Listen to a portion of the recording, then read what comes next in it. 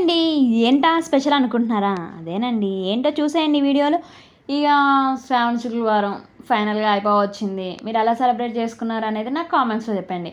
ఇక రెండో శుక్రవారం చేసుకునేవాళ్ళు నాలుగో శుక్రవారం చేసుకుంటారు. ఇక మీరు కొబ్బరికాయలు కొడతారు కదా! ఇక కొబ్బరికాయలు ఏం చేస్తారు? కొబ్బరి చిప్పల్ని ఇక కొబ్బరి ఉండలు లేదంటే కొబ్బరి చట్నీ. కొత్తగా ట్రై చేయండి. కొబ్బరి లౌజ్ ట్రై చేయండి. కొబ్బరి లౌజ్ పిల్ల కూడా ఇష్టంగా తింటారు. మమ్మీ నాకు అది కావాలి అని.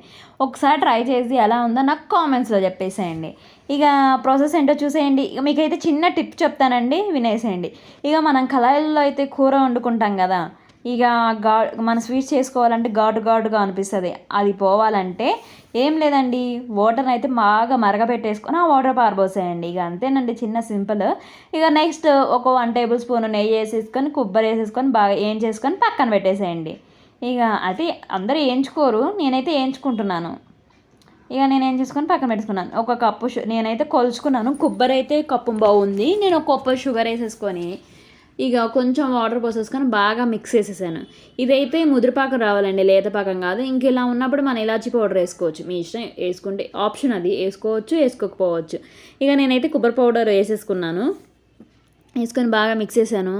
ఇక మనం ముదిరిపాకం రావాలంటే ఒక గిన్నె పెట్టేసుకొని అందులో వాటర్ పోసేసుకొని బాగా ఉండలాగా రావాలండి. ఉండొస్తే ఇక మనకు పాకం వచ్చినట్టే. నాకైతే లైట్గా ఇప్పుడు వచ్చింది. ఇంకొకసారి వేసి చూసుకుంటే వచ్చినట్టే.